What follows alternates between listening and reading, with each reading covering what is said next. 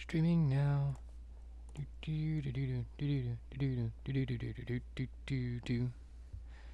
Ooh, awesome. Live. Hello. Live, live, live, live. Yeah. Give me just a moment. I'm looking for some stuff here, and I will be able to set up this nice spooky stream here in just a moment. That looks like a good one.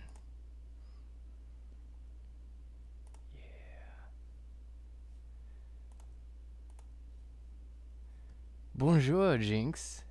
Are you ready for some spooks? Let me set the mood here. New.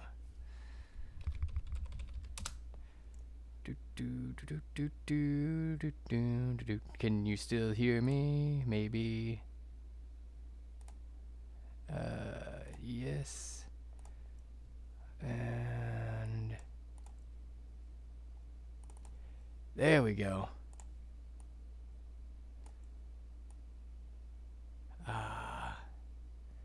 How are you doing today, Jinx? Snap that to the middle.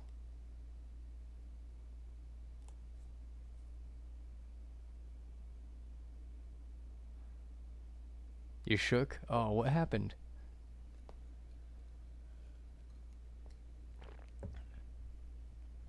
Oh, I'm good. I'm really good, actually. Do you enjoy my fire?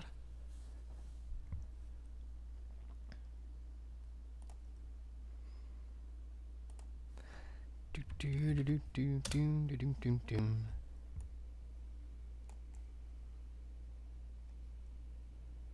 get that over here.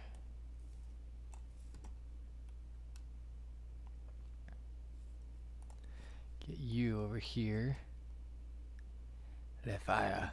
Start setting the mood for the spooks.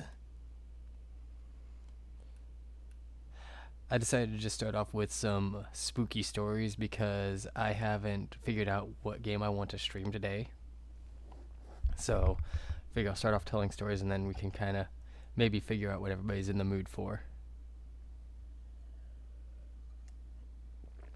Take a drink of my magic potion and we'll get right into it. All the stories I find I'll post in the link, but this one I'm reading is I get them tend to get them from creepypasta.org for like any storytime games that videos that I usually do. So be sure to check that out as well as any others. If you've got any suggestions of creepypastas as well, I'm more than happy to check them out. You can pop the link into chat and I'll look at it. Excuse me. This one is called The Eighth Floor, and it was created and submitted on Creepypasta by Wayward Wanderer. And I don't have any atmospheric music. Sorry, I don't have that on this one. I might... Let me see. I think I might be able to pop some on. Hang on just a second. Let's mute that for a second.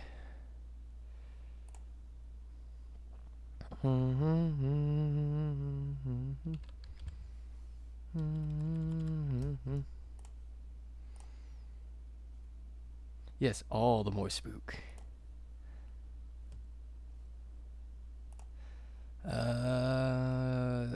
Here. Okay. See if I can find some good ones here.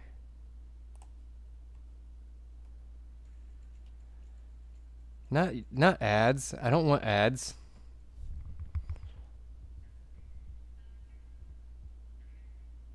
Ooh.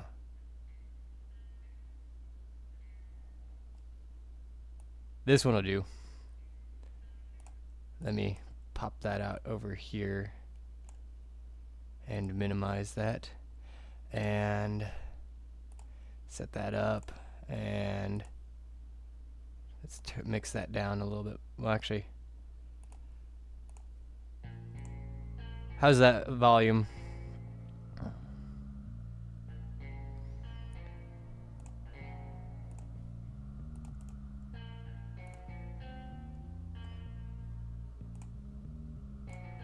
How's that volume wise? Is that good or does that need to be turned down? What is this one called?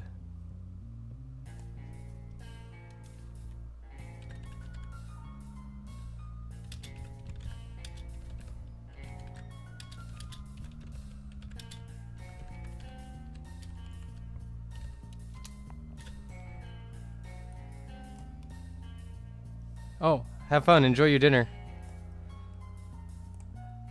This will all be here when you get back. I'm going to mix this down just a little bit for my ears. I'm going to go ahead and start in for anybody else who joins. This one is called The Eighth Floor by Wayward Wanderer on creepypasta.org.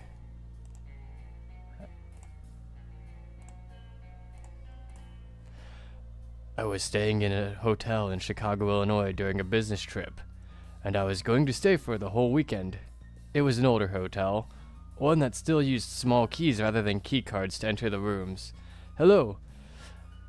I didn't mind. It seemed nice to get away from the onslaught of technology. When I checked into the hotel, it was packed full. Oh, I don't know. I can restart the story. How's the volume over there, Sword?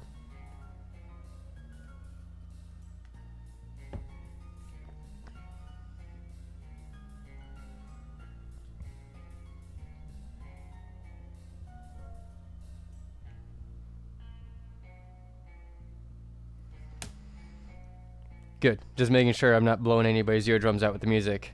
The music is in the description where I found it and everything, and it's gonna loop the same one over and over, but music's in the description if you want to check out that person's channel and support them. They do awesome royalty-free music. It's really cool.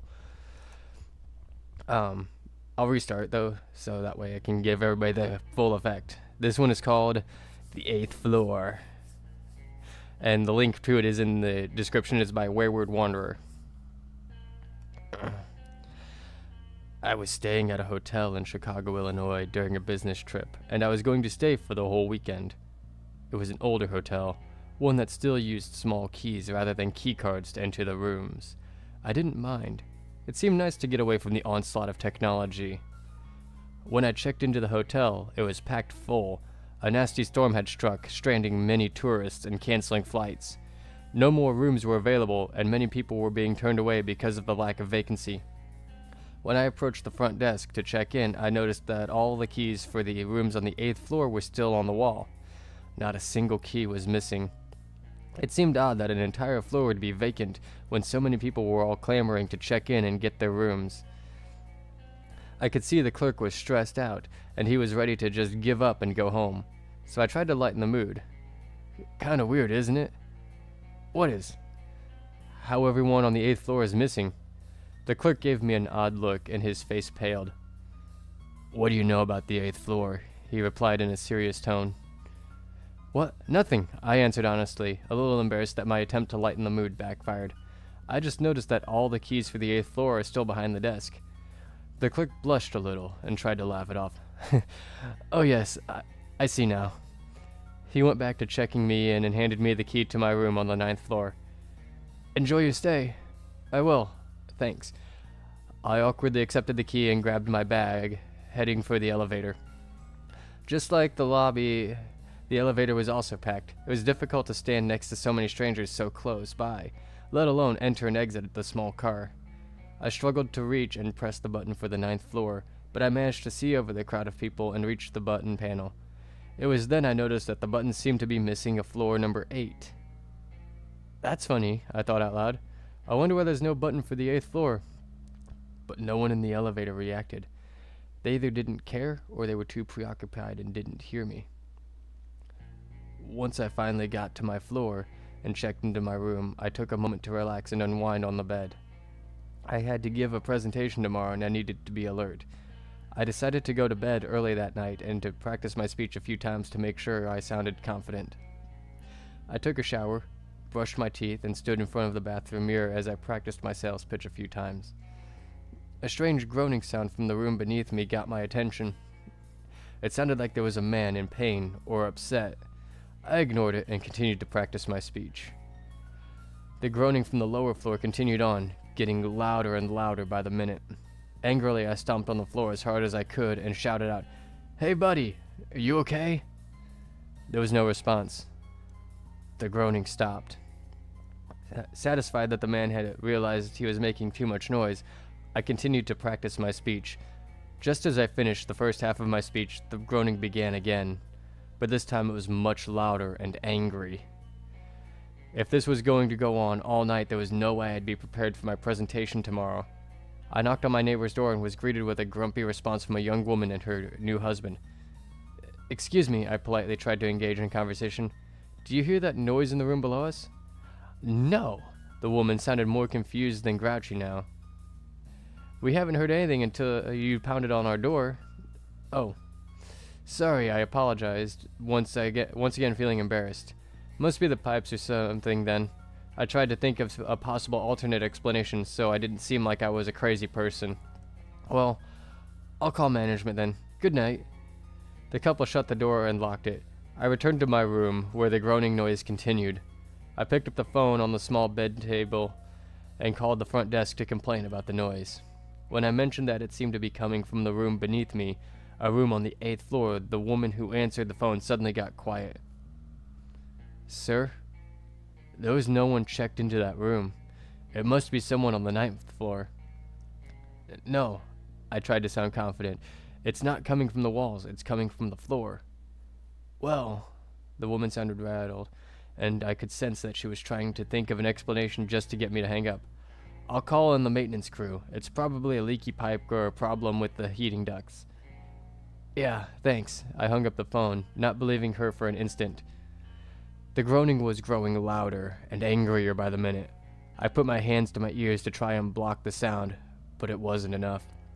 I walked back into the bathroom and turned on the shower and the sink full blast, hoping the running water would drown the noise, and it helped only a little bit. I sat on the bathroom floor, trying to think of a way to get some sleep, but I didn't have any other options. All the rooms were full. I couldn't request a new room, and there was no way another hotel would have vacancy during this storm. Suddenly, the pipes on the shower began rattling violently. The shaking was so strong that it caused the shower to sputter as it continued to run. The sound was like thunder inside the walls and the thunder outside the hotel. As well as the pounding rain, it sounded like there was a freight train barreling down the tracks right at me. I left my room, grabbing my key and my phone. I made my way to the elevator so I could lodge a complaint in the lobby. As soon as I stepped inside the elevator, I remembered that the 8th floor couldn't be accessed. The number was not an option. And I remembered that all the keys for the 8th floor were still behind the desk at the lobby. How could anyone check into a room on the 8th floor? Curious, I exited the elevator and made my way for the stairs. I walked down the stairwell from the 9th floor and directly onto the 7th. That's impossible, I told myself. I walked back up the stairs and double-checked the floor numbers. Sure enough, just like the elevator, there was no number 8. I walked up and down the staircase a few times, trying to figure out what was going on, when I noticed a small imperfection in the wall next to the doorway that led onto the 7th floor. I checked and realized that it was a gap, the gap between a hidden door and its doorframe. Using my fingertips, I pried the door open and found a small staircase leading back up one flight, up to the otherwise non-existent 8th floor. It was dark and dusty, like no one had used this passageway in years. I used the screen on my phone to light my way as I made my way through the secret stairs. There was another door at the top of the stairs. It wasn't sealed away or hidden. It was easily accessible. The door was numbered 8. Opening the door, I found myself on the 8th floor and alone. I could just feel it. There was no one else on the floor with me. It was dark in the long hallway. Not even the exit signs were lit up. I continued to use my phone as I walked down the hallway, checking each door as I passed. They were all locked. That is, except for one door. The unlocked door was for the room directly beneath mine. I knocked once, just to make sure no one was secretly checked into the room, but no one replied. I opened the door, still trying to figure out why this door was unlocked, and found myself standing in a room that mirrored my own perfectly. The lights didn't work. I tried the switch a few times, but there was no power on this floor. Hello? I called out into the room. Is anyone in here? Still no response. I went over to the phone and picked it up. but the line was dead. The amount of dust and cobwebs told me that no one was in this room, and no one had been for quite some time. But still, I felt compelled to look around. I opened the door to the bathroom and was taken aback by what I saw in the room. There was a bathtub in the room, unlike mine, which had a shower, and the tub was full of water.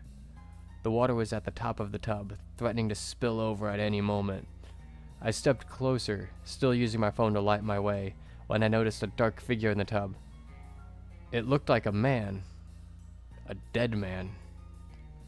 Shining my phone over the tub, and I stared down into the still water, as if in a trance, trying to look at the dead man's face. As my senses slowly came back to me, the man's eyes opened, and he looked directly at me. I fell back on the floor, dropping my phone and losing my light. A splashing sound came from the tub, and I could feel cold water spilling onto the floor, soaking into my clothes. The sound of a heavy, wet footstep exited the tub. The second footstep was all the motivation I needed to get up and run. I bolted from the room, not caring about my phone or who the man was, and ran down the hall, back to the door from whence I entered.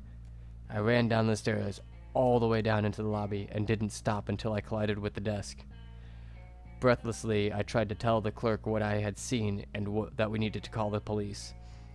The clerk, who looked scared, not so much because there was a dead body in the hotel, but more like he was afraid of getting fired, escorted me to the manager's office behind the desk. "Sir," the clerk tried to sound calm and reassuring. "What did you see exactly?" I told him what I had seen and what I had heard. I showed him the wet spots on my clothes where the tub's water splashed on me. I didn't care if I got arrested for trespassing or for causing a disturbance. I had to tell someone what happened. The clerk listened intently to my story, not blinking, not looking away. When I finished, he got up and walked over to the large file cabinet. He opened an unmarked drawer and began thumbing through an extensive collection of files. Pulling a file from the drawer, he opened it and pulled out a very old newspaper article. "Is this the man you saw?" he asked as he handed me the article. I looked at the clipping and felt my stomach drop. It was him. That was the man. The clerk sat down across from me and smiled a little. "You're not the first to see him." That was not the reaction I was expecting. "Read the article. It should help clear things up." The article told the story of a man who had gone away on business and returned home to discover that his pregnant wife had been cheating on him and that the baby wasn't his. Heartbroken and betrayed, the man checked into the hotel and never left his room. He was heard crying and wailing in heartbreak for 3 days before he finally stopped. When the maid entered his room to clean, she found his body in the bathtub. He had taken his own life, drowning himself after ingesting many sleeping pills. Is this why you don't let anyone check in on the 8th floor? Because of him?" I asked, feeling more at ease knowing that I wasn't crazy. "No," the clerk admitted. "He's only one of the reasons we don't let anyone check in on the 8th floor." What do you mean?" The clerk just smiled again. "You see that file cabinet?" "Yeah." "And that unmarked drawer on the bottom?" "Yeah," I answered again. "What of it?" "That drawer contains every reason don't let anyone check in on the 8th floor. Ever since this hotel opened in 1873, we have had people die in very unusual ways. Always on the 8th floor." "That's strange," I commented, feeling very queasy. "What's stranger is the fact that no two deaths were the same, and no two deaths ever took place in the same room. Each room on the 8th floor has housed a tragic death, and each room has been reportedly haunted by the dead." That sent a shiver up my spine. How? Are you telling me the 8th floor is cursed? Anyone who checks into a room is going to die or be haunted?" The clerk bowed his head. "It's not just the rooms that have seen death. Maintenance workers have died attempting simple repairs. One man was electrocuted trying to fix the lights. Another fell down the elevator shaft to his death. A maid was found dead, hanging by her neck at the end of the hallway." I sat transfixed in fear at the story the clerk had just told me, and I didn't want to believe it. But shouldn't we call the police? I saw a body." "Everyone does," the clerk explained. Even the police have seen the bodies, but have never been able to explain the situations. I, I didn't know what to do. It was late. I was exhausted, and I didn't want to cause any more disturbances. Reluctantly, I returned to my room. I took the elevator and held my breath as the car passed by the sealed-off 8th floor. As I approached my room, I saw something on the wet floor outside my door. It was my phone.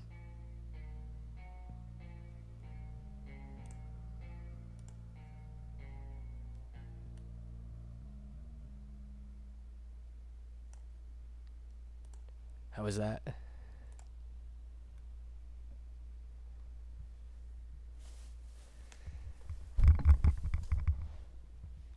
Was that nightmarish enough, or do I need to go creepier?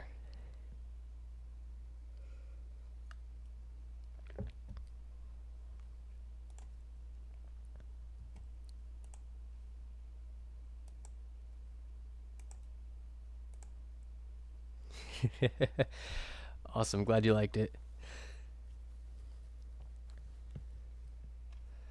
I decided to start reading stories on this one. I do some every now and then. I haven't put one up in a few weeks now, I think, because I just haven't had the time to sit down and actually record them. And I intended to read some last night, but we were out all day and I just didn't feel up to reading last night, so I switched it to today.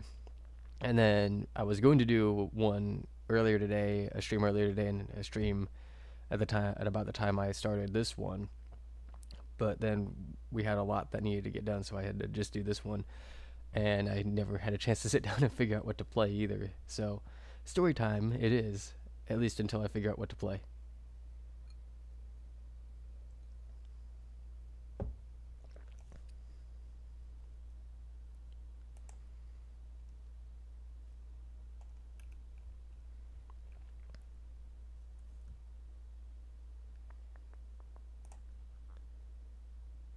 And feel free, if you know of any other ones you'd like to have read on here, feel free to send them over in chat. I'll look at them and see what I can do.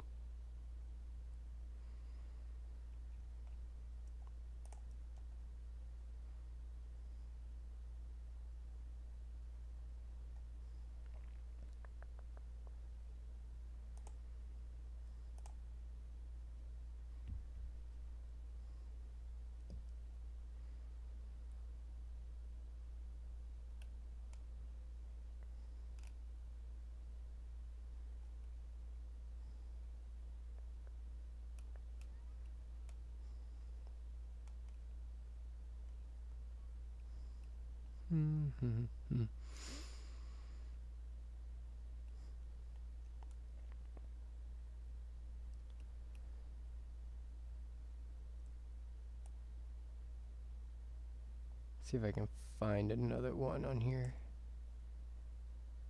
What's this one?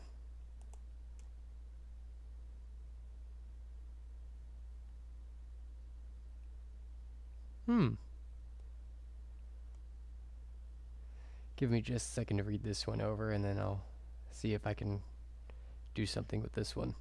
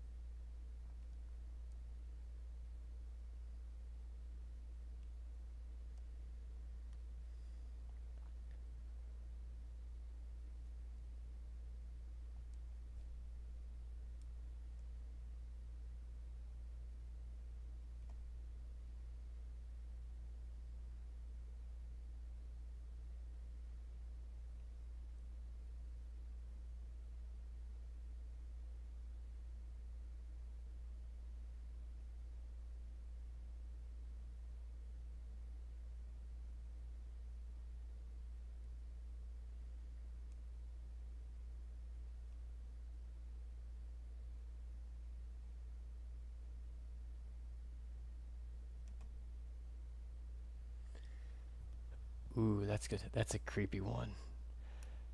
Need to see if I can maybe find some music for it. I don't know if I'll be able to though. Uh,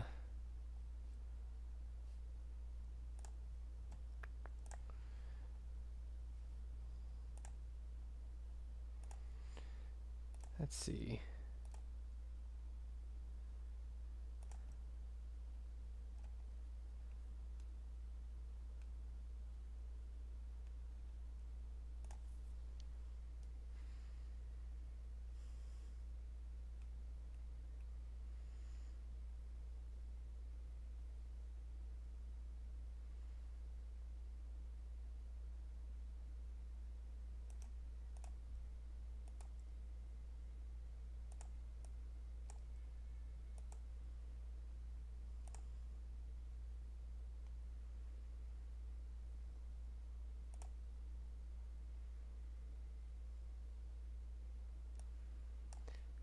Ooh, yes.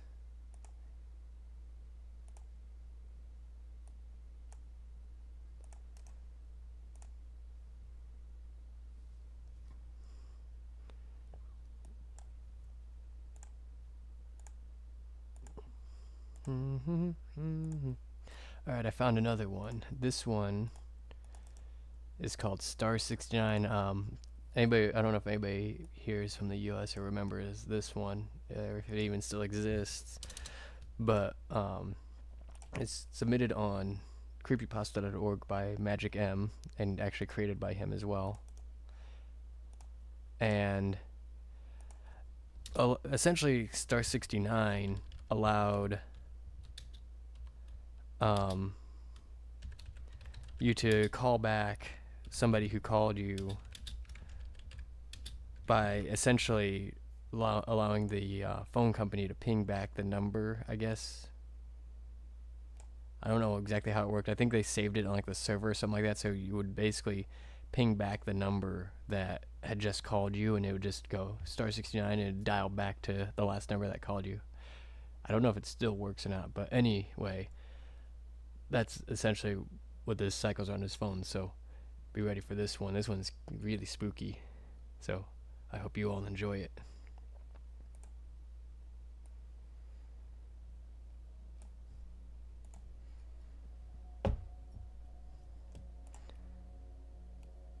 Back in the 1980s, there was a phone prank that my sisters and I would used to do when we were kids. It was known around the neighborhood that if you were to dial your own number, replace the first 3 digits with 555, and then press the receiver down 3 times, the phone would ring back on its own. It had to be a touch-tone phone, which were common back then. We did the prank whenever we were bored, waiting to see our mother or father reach for the phone, only to hear nobody on the other end. This sent us into huge laughs until one afternoon our mother yelled at us to stop messing with the phone.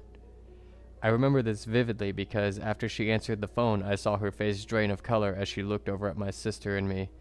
Her reaction upon slamming the phone down scared us, and we promised never to play with the phone again. We must have done the prank a dozen times up to that point. The last time I attempted the phone prank was at a friend's house, across the street during a sleepover. I picked up his phone and dialed 555-4127. I clicked the receiver down 3 times before I realized I just put in my phone number after the 555 and not my friend's. Before I have a chance to do it over again, the phone rings and I pick it up for my friend, thinking it was a legit call. He answers, "Hello?" I can hear someone screaming back, "What did I tell you? You're fucking dead." My friend started crying and was so terrified and confused that his mother sent us all home. The thought of the phone as a dangerous thing suddenly became real. Later on that night, while I'm looking at my friend through the window, I see a man come up behind him, the lights shut off. It may have been his father, but I wasn't sure. The next morning I called across the street and got a busy signal. I walked over and knocked. Nobody came to the door. All of the cars were in the driveway, though. He should still be home. I walked around to the back of the house to see the back door wide open. I can see that they are in the living room watching TV. I enter the house. A voice is heard softly in the background. "If you'd like to make a call, Please hang up and dial again. When I made my way into the living room, I saw my friend and his parents all sitting on the couch staring through me with horrible purple expressions on their faces. Phone cords were wrapped tightly around all of their necks. They tore down the house. Nobody would move in there. I asked my mother years later, looking at the empty lot across the street, about the phone call that made her yell at us that one day, and she told me all she could hear was a man screaming in a very deep voice, something about tracing the call next time someone called this number. It sounded like a recording with all of the static, but she wasn't sure.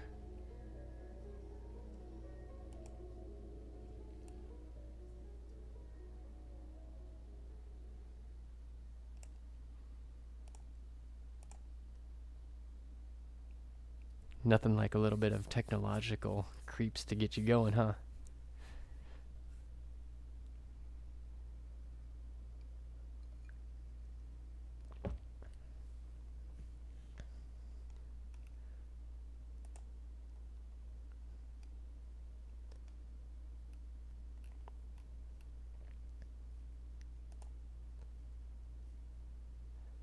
What else do I have? What do I have over here?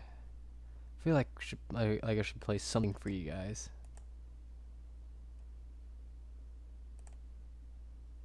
Not that one. That one.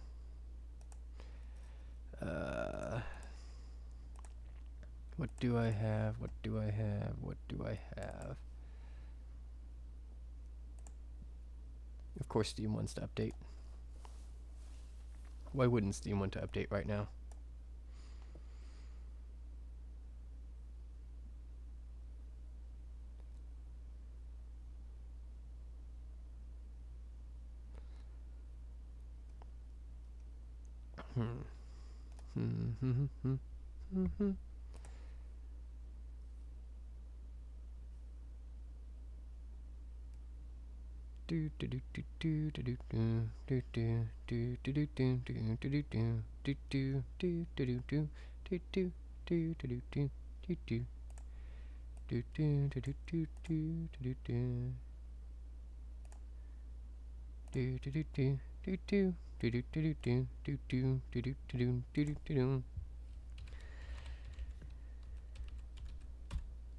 That's not the right one. Okay.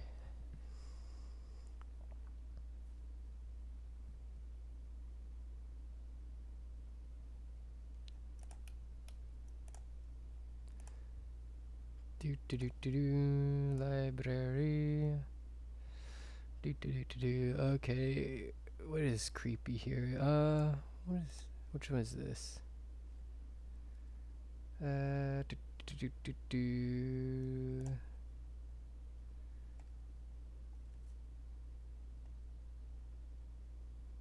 Ooh.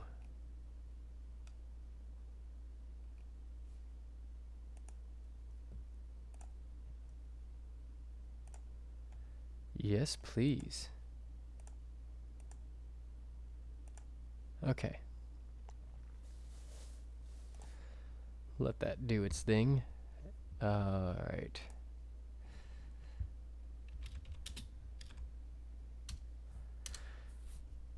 I wonder how Star 69 actually worked.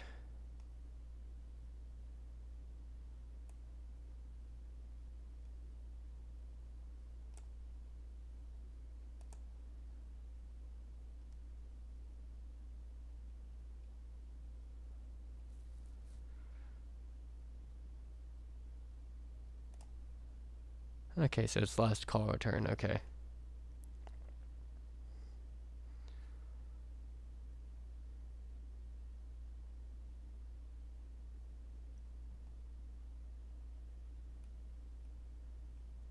Oh, okay, so in the US it was Star 69, unless it was a rotary phone, then it was, or pulse dial, then it was 1169. And then elsewhere they use other codes for last call return, and it's always on the landline. Cool, good to know. Let me see if this will work. Let me look at a few things here.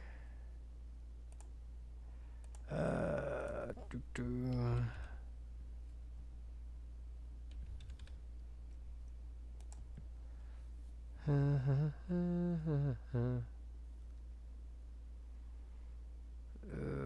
one.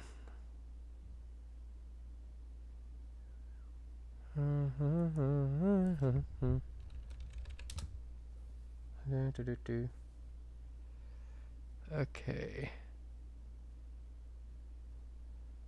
Nothing on there.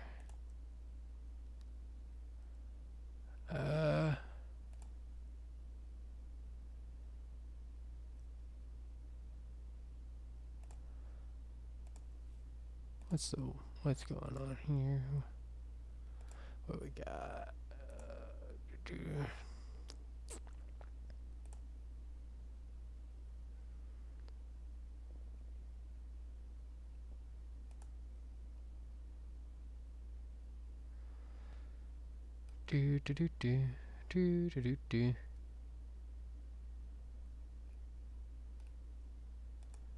Okay. That doesn't seem right. I'll figure that out later. Okay. Let's see here. Let's go ahead and open that up and let it configure its thing. Ah, full screen. Let's see if I can change that. Options.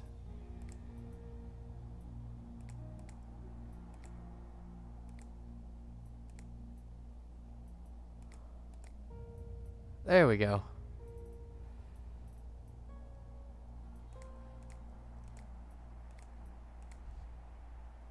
Awesome.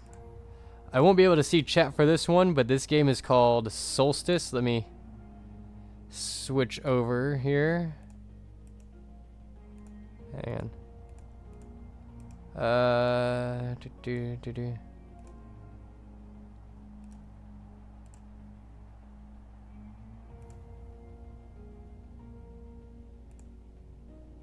Cool. That works. Excelente. Muy excelente. Oh, only 81 drop frames. That's not too bad. Cool. Alright, into a new game. Now, I've never played this, but reading about it, it's something about a dystopian future, like a mystery type deal. So, cheers. So odd. I could have sworn I heard voices. Perhaps it was the wind. Yes, it must have been.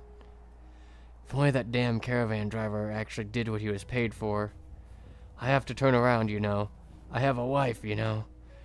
Where I come from, his wife would be ashamed, you know. And the Chancellor? I wonder when she last did any actual field work. I bet she's lounging in that big warm chair of hers right now on a thick warm carpet. Bloody odds, it's freezing. But I can't give up now. Human lives and our reputation are at stake. Besides, it should be right across this valley. Wait. There it is. The Jewel of the North. It's beautiful. I could have stared at the schematics all I wanted, and I still wouldn't have been able to imagine this. That dome doesn't look familiar, though. The others must have added it. No matter. I can't just stand here and stare. These pipes must be part of the system. They're so warm. Maybe I could take a short break before I continue. Just a brief moment. Huh. I'm pretty sure I heard someone. Then maybe it's time to wake up. You're almost there. Nana Getty? Is that you? Am I dreaming? So it would seem. That would explain why I'm not freezing in your clothes. No offense, Nana.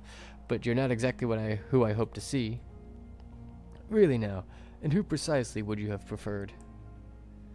I'm sorry, it's just this caravan couldn't go any slower, and the nights are so cold in the north. I hoped you'd be the driver announcing we'd arrived at the gates. That, or something more entertaining. I'm afraid this is not one of those dreams. That's alright. I'm glad to see you anyway. How are things back home? Playing Solstice is a bit like reading a book. However, you're often presented with a choice on what to say or do. Your decisions will shape the story ahead. Okay. How should I know? I'm a figment of your imagination. How wonderful. If that's the case, all I should have to do is... I've got it. I wish that you knew the answer to my question. Yet I still don't know it. You are easily swayed by your own imagination. Broad vision and the courage to wish for more can pave for the road to greatness, but only when they are accompanied by the will to act. Otherwise they are nothing but illusions, turning dreamers into sleepers. I'm simply concerned about my favorite pupil. Remember that some mistakes are not worth making. I missed some dialogue before, sorry. Weren't you the one who taught me that I shouldn't be afraid to experiment with which route I chose to follow? Just do what must be done and come back home, and keep your secrets safe. They likely sent someone as well. Now, wake up. Wake up, Doctor. Why have we stopped? Are we there? Almost. The dogs found someone in the snow. She's still breathing. Damn lucky if you ask me. And here I was complaining about an uneventful journey. Let me get my things. Ooh. The arrival.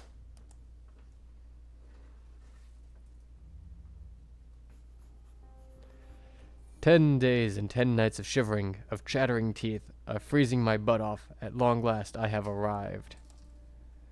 See if I can move that around. The city of ice, jewel of the north, smelled of wet dogs, sweat, and tears. When the gates closed, the city became a winter fortress. No other caravan would arrive for the next 3 months. For better or worse, I'd spend these months with those who didn't leave for the winter, those with reasons to stay through the cold. The loneliness got to me fast. The doctor I replaced left 2 weeks before I came. I didn't even have a chance to speak with him. My patient didn't make for good conversation either. She hadn't regained consciousness since we found her in the raging blizzard. Eventually, I decided to tour the city to see if its inhabitants were as interesting as I had imagined them to be. The caravan pilot was my first choice. A strong, silent type, not much of a conversationalist, but she had done her job well, so thanks were in order.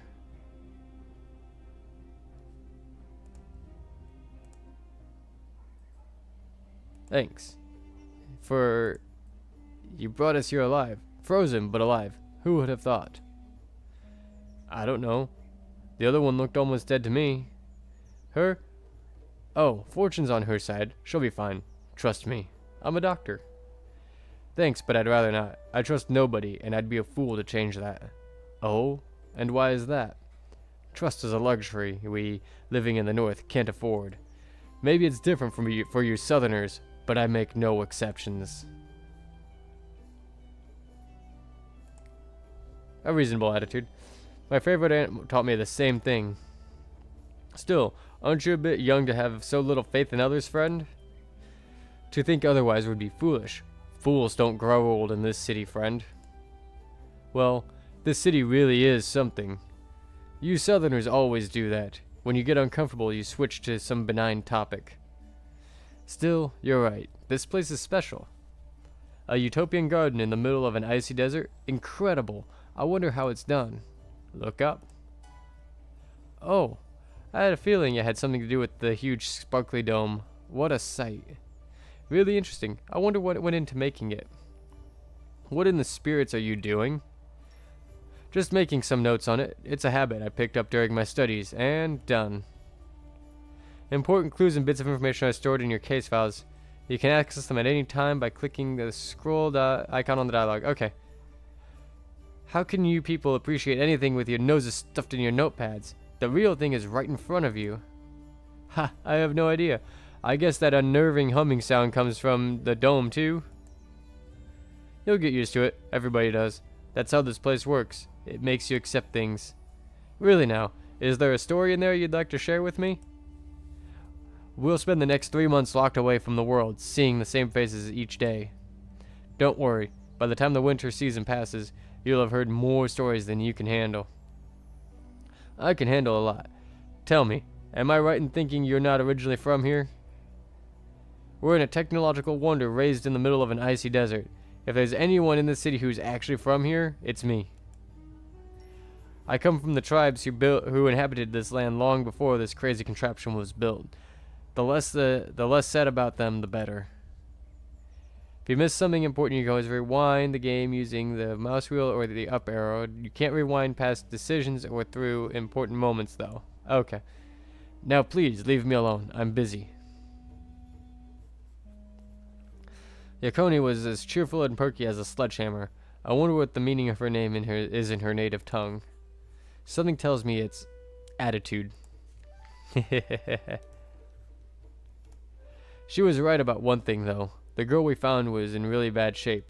Frankly speaking, she was lucky to be alive. What madness made her venture through the icy desert on foot? I'd have to ask her when she woke up. Luckily for me, the next person I met was in a much better condition. Call me superficial if you'd like.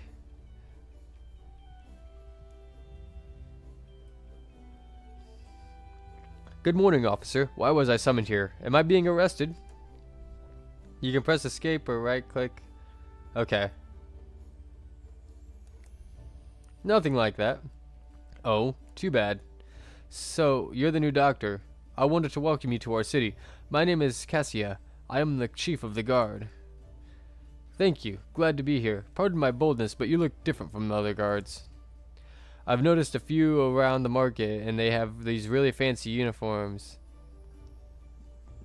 Those are the private security of the merchant families, staying behind over the true winter to protect their precious district. The city guard is a separate entity. Honestly, I couldn't care less about a fancy uniform. Before I got this job, I used to be a sellsword. Experience taught me simple attire works best. Besides, you don't look like our last doctor either. Where's your white coat? Good point. I guess it's not the clothes that make the man. Exactly. In any case, I hope your coming here will prove worthwhile. Oh yes. I'm sure it'll be a huge boost to my career. It might. At the very least, you could spend your contracted time analyzing the locals. I'm sure you'll find them odd, eccentric, and generally unstable enough to be worthy of research. So everyone is crazy? Who said crazy is bad? A crazy workplace? I wouldn't have it any other way. Nice to see a newcomer who isn't depressed, broken, or running away from something for a change. I can only hope I won't flip and join the party. About that, remind me to tell you what happened to the previous doctor. Anyway, have a good stay in the city, and feel free to drop by the guardhouse if you want to chat. Your every decision matters. The branch icon appears when the current events are a consequence of your earlier choices and could be different through another or on another playthrough. Oh, even better. Cool. I should warn you not to cause any trouble, but somehow I feel we'll get along just fine. Thanks, likewise. See you around. I already had a good feeling about Cassia. I had always felt uniforms and the sense of humor were the perfect combination. Maybe being stuck in this place for 3 months wouldn't be as boring as I thought. My next destination was the local bathhouse. I didn't have time to daydream in the tubs, but I couldn't resist at least dropping by and saying hello. The hostess, as it turned out, was even more friendly than the guard.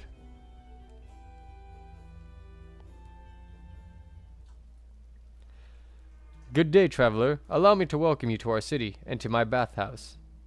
Thank you. Please don't be offended by my question, but how come people were so eager to have a look at me on my way here? They were watching from their windows. This is a big city. Am I a tourist attraction of some sort? An oddity? Or is there something on my face? I can say with absolute confidence that there is nothing wrong with your appearance. It is very pleasing to the eye. And being in charge of the bathhouse, I have plenty of physical specimens for comparison. I see. So you see people without makeup or clothes. That must be revealing. A little too revealing at times. I have always considered myself a bit of an expert on well-being and beauty. I know how to help people's true inner beauty shine. But there are moments when I see that some things get hidden for a reason, and should probably stay that way, for the benefit of us all. So I'm exceptionally handsome, and that's why people stare at me? Is that what you're saying? It isn't just that. The weather will cut the city off from the world for 3 months. Aren't you curious about the people you'll be stranded with? They are just as curious about you, especially as so few of us stayed for the dead season. And since you look so alluring, seems reasonable to me, and you're right, I am curious. So what do I do now? Find my own window to observe people from? I'd be glad to formally introduce you to everyone here, if you'd like.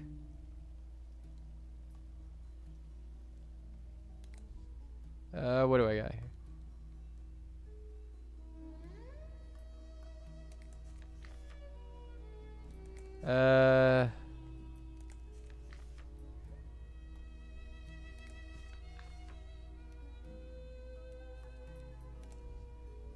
Oh geez. I have a very strong feeling this could get really bad really soon, so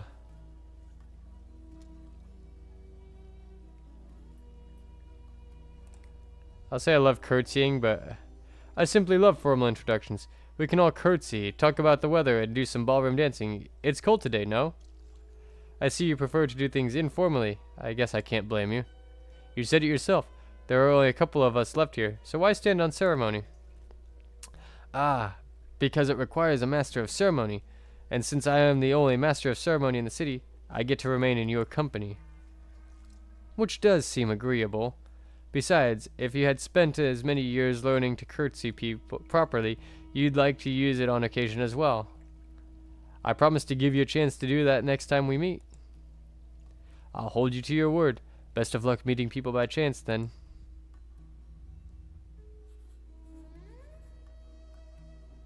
I was beginning to think people were chatty and warm here in the north. Back in the Isles, we partied and whenever there was a newcomer, because it was the polite thing to do.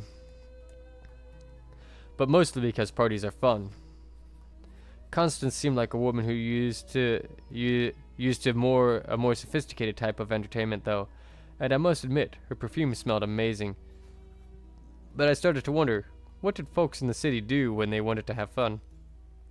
I guess watching the dome could be an entertaining, if nauseating, pastime. And there was always talking to other people. At least that's what I thought until I met Sem. Not the most social fellow. I think I'm going to leave that right there. And exit the game for right now. This seems like something that could get quite involved and might take a little while, so I'm going to leave that there. Wow, it's already been almost an hour, jeez. We'll go ahead and go back to that. So, it's been about an hour now. Played a little bit of Solstice, read a couple stories, so, honestly, I think this is as good a time as any to go ahead and call it a night for right now. Thank you all for coming and, interacting in chat. If you'd like to stay up to date, you can always subscribe and stay up to date for when I go live. In general, it should be most Sundays at about 3 or 6, but you can also follow on Twitter as well if you so choose. At Cabbage Files on Twitter.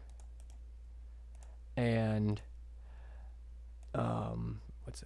you can always send me game suggestions, creepypasta suggestions as well. And I don't think I'll be streaming next Sunday. I think there's a little bit going. I think I've got a little bit of stuff going on all day, so I will post on Twitter if I'm going to be streaming or not. But if I am, I will let you know. If I'm not, I will let you know. So anyway, sorry, I'm rambling and lose my train of thought a lot. So anyway, thank you all for coming out. If you'd like to see more, definitely please do subscribe, leave a like as well, and I hope to see you all the next time I stream. Bye.